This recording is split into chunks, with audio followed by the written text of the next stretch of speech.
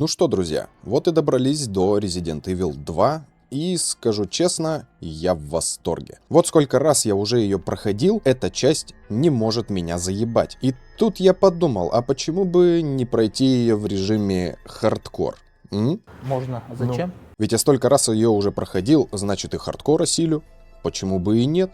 Вперед! Всем привет, с вами Женя Токсик, добро пожаловать на канал Токсичный Снежок. А это краткий обзор на прохождение игры Resident Evil 2 ремейк. Погнали! Resident Evil 2. Ну и прежде чем начнем, хочу предупредить о спойлерах, и лучше сначала посмотреть полное прохождение, ссылку закинул в описание. Приятного просмотра! Вот чем мне нравится вторая часть, так это тем, что она прям survival horror. Она ближе к классике, в отличие от других частей. Тут мы обдумываем все свои действия, знаем цену каждому патрону и хилке, а сложность хардкор дает возможность сохранять игру только при помощи цветной ленты, что еще больше добавляет ощущение той самой классики Resident Evil. Не говоря уже о том, что ссышься от каждого шороха, потому что даже простой бич может тебя ваншотнуть. Но тут не увернуться никак от него, все, это жопа. Ну а игра начинается с невероятного пиздеца. Эта сцена все еще не укладывается у меня в голове. Едет дальнобой, листает радио, выбирая между РЕН-ТВ и Звезда FM, попутно поедая здоровенный бургер. И вроде ничего такого, но колы-то нет. Это как вообще? Бургер без колы, как велосипед без сидения. На любителя. Едет, значит, этот мистер, слушает всякие теории заговора, как вдруг еблысь! ДТП. Мужик в ахуе выбегает проверить, все ли там нормально, и увидел сбитую бобень. Начинает паниковать, а она в итоге воскресла. Ну нахер. Отец. Ну ты видел? Видел? Ну и вот нам показывают наших главных героев. Знакомьтесь, будущий почетный гражданин Ракун-Сити Леон Скотт Кеннеди. А эту милашку-тяночку зовут Клэр. И она родная сестра Криса Редфилда. Леон заехал по нужде на заправку, дабы ноги размять, да штанцы не обмочить, дорога-то дальняя. Тут он замечает, что творится что-то неладное, и пошел проверить. Зайдя на заправку, Леон увидел сотрудника маркета, с которым что-то случилось. Да меня заминировали, ёпты! Далее мы наблюдаем картину, как местный чувак до летального исхода целует шерифа в шею. Я ничего не видел, я пошел. Но так как игра на хардкоре, местный джентльмен заставил меня несколько раз нюхать зомбожопу. С мокрыми штанами мы валим нахуй с этой заправки. Среди бесноватых зараженных мы встречаем Клэр, которая притащила на хвосте еще целую толпу. Героями было принято решение дать по газам подальше от всех этих злых обитателей. Сарсом представляет «Обитель зла 2».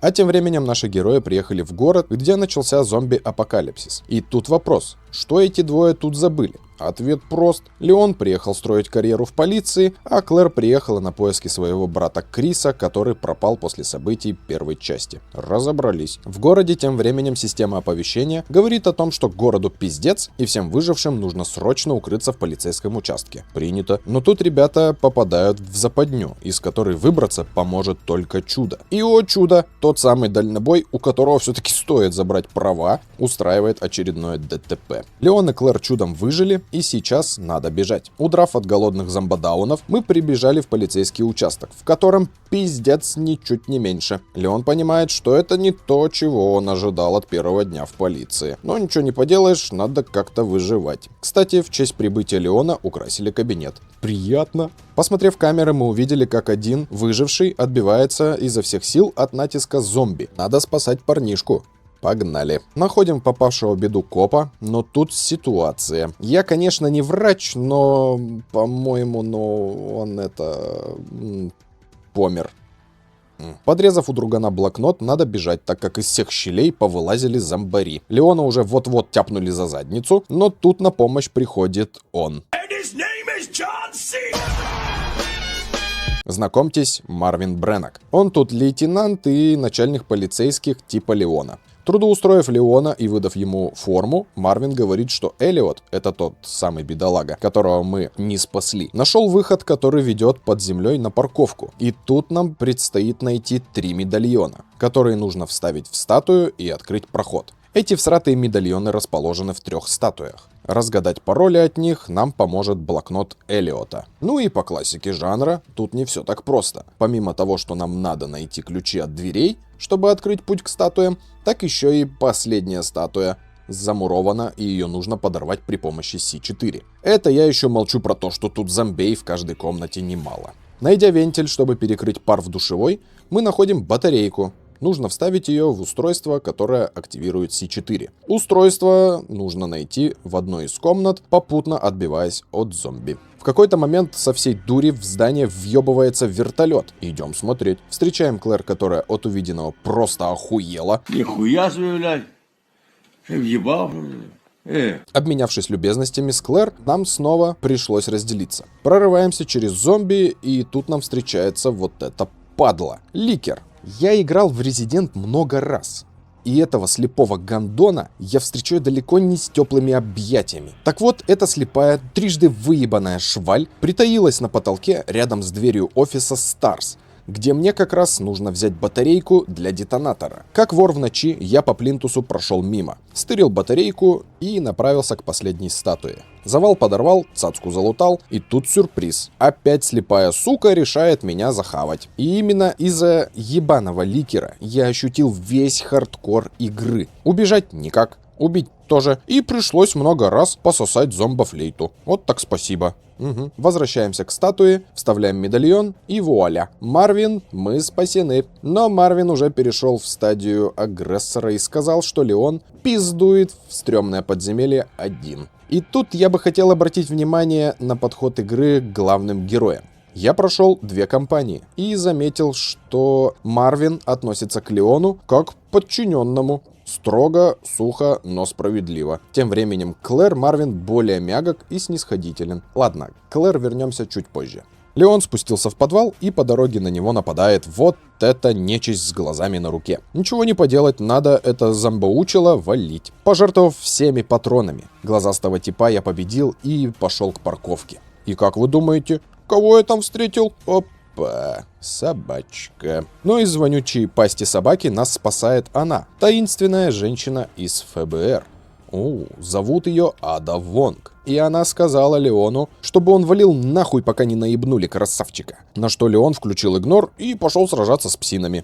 Угу. Дальше мы попадаем в обезьянник, где в одной из комнат сидит какой-то хуй и говорит нам, что он репортер и накопал компромат на шефа полиции. За что его загребли и набутылили. Этот типс предложил Леону сделку. Леон его вызволяет, а он отпирает парковку, и они вместе валят восвояси. Но выгодную сделку срывает некая гигантская рука, пробив стену. Шары выйдут из орбит от движения головы. Повторюсь, я не врач, но мужику точно пизда. Теперь надо отпереть камеру, чтобы забрать ключ. Тут внезапно приходит Ада и говорит, что этот челик ее информатор, и что он раздобыл для нее инфу, которая ей очень нужна. Теперь нужно вернуться в участок и найти детали для щитка. Но вернемся к Клэр.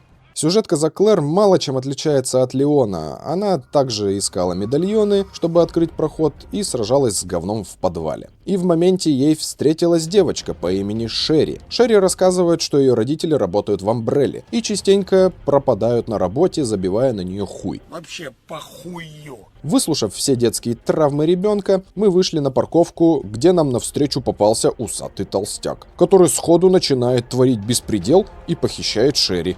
Чего? Позже выяснилось, что это шеф полиции, который давненько поехал головой и занимался маниакальной дичью. В кабинете шефа нужно запитать дверь, чтобы взять ключ-карту и сбежать с парковки. Возвращаемся в участок, чтобы достать детали, и тут все просто, за исключением небольшой проблемы. В момент брождения по участку на нас выйдет некий мужик в шляпе и захочет нам дать пизды. Так, добрый вечер буде. О, че надо?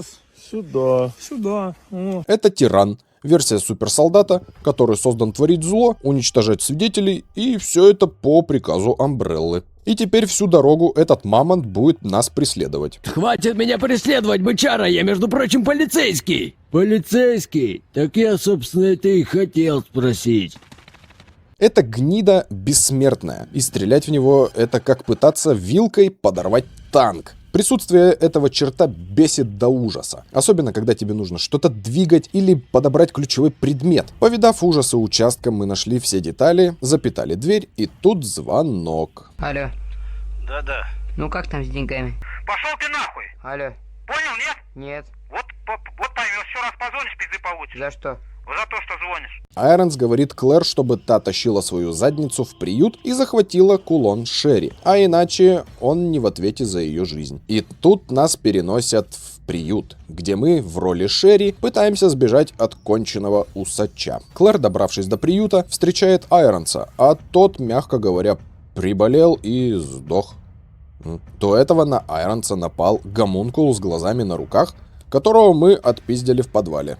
Ну или он нас, я пока не решил. Клэр находит Шерри в каком-то подземелье, и на них нападает тиран. Но в прохождении за Клэр тиран оказался лохом, и его деднул глазастый тип. Возвращаемся к Леону. Леон залутал детали от щитка, попутно отхватывая пизды от всех, включая тирана. Открыл камеру, взял карту и нашел диктофон с интересной записью. Вот, там мы прошли, там, после и все. В записи наш репортер разговаривает с какой-то бабой, которая явно не хочет вести с ним диалог. Передав Аде диктофон, она говорит, что челик ее подвел, вводит Леона в курс дела, о том, что некая Аннет Биркин распространила G-вирус, и весь этот пиздец ее рук дело. Дальше тут происходит такая ситуация. Вломившись в оружейный магазин, нам встречается мужик по имени Кенда. Прислонив ружье к голове Леона, Кенда просит съебать и оставить его с дочерью в покое. И вся эта история весьма жестока. Дочь Кенда была заражена, а ее мать, скорее всего, мертва. Кенда берет дочь на руки и ногой закрывает за собой дверь, после чего произошел выстрел. Жесть. Леон после увиденного начинает наезжать на Аду и сказал, что его все заебало. Выкладывай-ка давай, все как есть, иначе я за себя не ручаюсь. Ну вот и Ада и говорит, что эту Аннет надо скрутить, допросить и на всякий случай дать ей предупредительный в голову. Раза 3. И вот тут разрабам мое почтение. Из классного полицейского участка нас закидывают в обоссанную канализацию, где все настолько уныло, что хочется просто глаза себе вырвать нахуй и больше никогда туда не возвращаться. За что? За что? В канализации сходу на Леон нападает огромный крокодемон, и его надо срочно подорвать, а иначе ням-ням, вкуснятина. Пройдя дальше, мы все же встречаем Аннет. И тетка оказалась ярым фанатом боевиков. И давай в нас палить со всех стволов. Леон героически прикрывает Аду, но ловит маслину в плечо и отключается. Начинается момент, ради которого все играют за Леона. Ну какова красота. Поиграв за Аду, понимаешь, что за нее геймплей намного лучше, чем за ребенка, который просто прячется от ебанутого Айронса. Кстати, о птичках. Попав в санную канализацию, Клэр встречает Аннет. И тут выясняется, что Шерри ее дочь. И тут вопрос. Ты чё, мамаша, ебанутая? У тебя дочь одна в зомби-апокалипсисе по всяким очкам ползает, а ты тут в блокнотике хуйню всякую пишешь. Да, одно слово.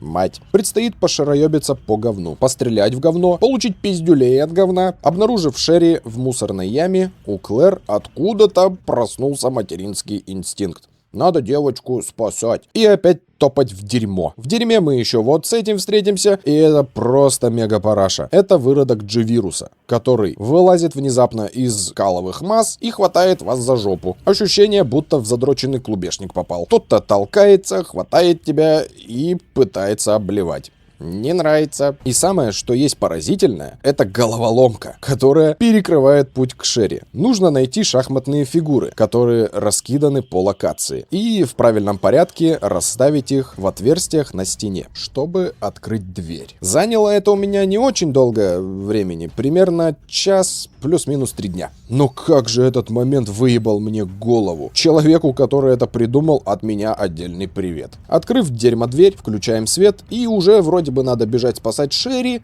как вдруг на нас нападает тот самый глазастый пендеха, который меня неплохо так поимел. Дальше нам надо эту дрянь столкнуть в небытие при помощи контейнера, и в итоге победа. Давай пока, привет Аиду. Найдя Шерри, мы видим, что она заражена G-вирусом. Крики, визги, слезы — это все не про нас. Хватаем на руки Шерри и несемся в лабораторию. И тут, наконец-то, мы уходим с вонючей канализации. Ура! В лаборатории нам предстоит найти противовирусное для Шерри. Для перемещения по лабе нужен допуск ID-браслета. Поищем. В лаборатории нас встречает новый вид зомби. Знакомьтесь, травяной флейтосос. Эта травяная падаль умирает только после полной инквизиции. Пули против него бесполезны. А еще ликеры тут как тут. Но все это по сравнению с канализацией просто рай и удовольствие. К тому же в лабе мы узнаем о произошедшем, но об этом позже. Найдя антивирус, мы должны вернуться к Шерри. Но не тут-то было. Вернулся из царства небытия наш глазастый друг. Тут Аннет встревает в разборку с сигнальным пистолетом и стреляет в чудище какой-то едкой мочой. Чудище не потерпело такого унижения, хватает Аннет и делает из нее смузи. Клэр переводит атаку на себя, и вот он... босс-файт. Поливая мочой и стреляя по глазам, одерживаем победу. Возвращаемся к Шерри и даем ей противовирусное. Шерри спасена, но Аннет погибает в объятиях дочери.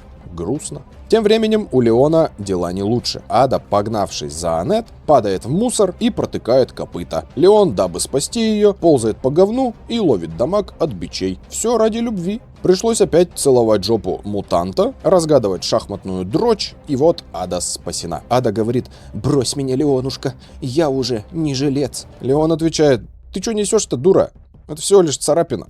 Сейчас перемотаю, все будет окей». Ада между делом рассказывает, что тут под землей есть лаборатория под названием Nest, где как раз и находится вирус, который и нужен, чтобы Амбреллу, мягко говоря, нагнуть. Леон это все хавает и едет с Адой на фуникулере в лабораторию. По пути Леон засомневался, мол, нахуй мне это все надо, блять. Но Ада решает подбодрить паренька и жестко долбит его в десна. Леон переобулся и побежал вирус добывать. И тут моментик. Те самые зомби-цветы произошли от вышедшего из-под контроля палисадника. Эта нечисть разрослась так, что вытравить ее не так уж просто. А эта дрянь еще и ученого придавила, у которого нужный нам ключ допуска. Надо сорняк травить. Для этого нужно взять капсулу, набрать в нее отравы, решить дефолтную загадку, и тут у нас похожая хуйня, как в первой части. Понабирать инопришеленские шифры, чтобы открыть доступ к яду, сам яд после набора охладить и вернуться обратно в дьявольскую оранжерею. Ладно, хоть по дороге не рванули. Юзаем отраву, растение завяло, ключик подрезаем, и тут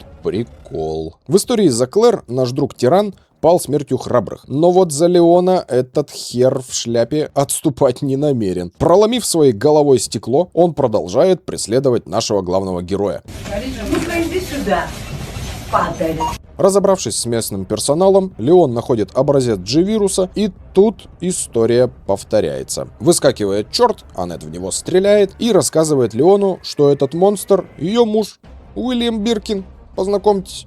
Тот самый червь, который ставил разные мерзкие эксперименты в предыдущих частях. По делам. Короче, Биркин решил опрокинуть через буй Амбреллу и продать наработки по G-вирусу. Амбрелла по его душу отправила отряд зачистки, и они в итоге Биркина вальнули, но тот успел ввести себе Ширева с вирусом и мутировал в кучу говна. Аннет тем временем пыталась остановить распространение вируса, но у нее ничего не вышло. Также Аннет сказала, что Ада не та, за кого себя выдает. Леон опешил и, не зная, что ему делать, идет разговаривать с Адой. Ада не стала ничего отрицать и наставляет пукалку на Леона. Аду подстреливает Аннет и в итоге помирает. Ада падает с криками, а Леон с тоской в сердце убегает из комплекса. Естественно, на время. Классика. Ну и пришло время для финальной битвы. Играя за Леона, в конце на нас нападает тиран, который начал мутировать, и нам нужно с ним сражаться в очень узком пространстве. Мало того, что пространство ограничено, так еще у этой сволочи есть козырь в виде ваншотной атаки. Ну фу. Проиграв этому черту раз 20, я дошел до финальной фазы, где выжившая Ада из тени скидывает нам базуку, и тиран давай пока. На этом этапе игры моя жопа превратилась в прах. Это были 2 с лишним часа подрывания жопы. В прямом смысле этого слова. Пришлось переигрывать босс-файт с Биркиным, чтобы сохранить патроны для дигла, ибо без него тиран вообще не хотел сдаваться.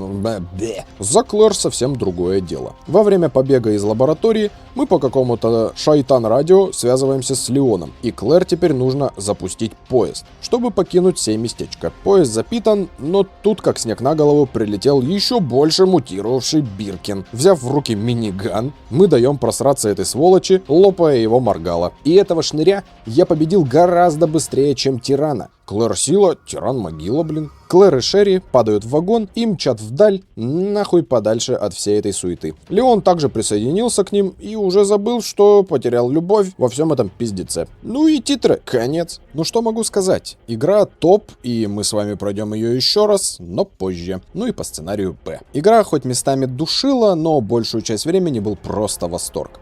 Сарсому респект, и мы на этом заканчиваем. Всем спасибо за просмотр, с вами был Женя Токсик, канал Токсичный Снежок, и всем пока.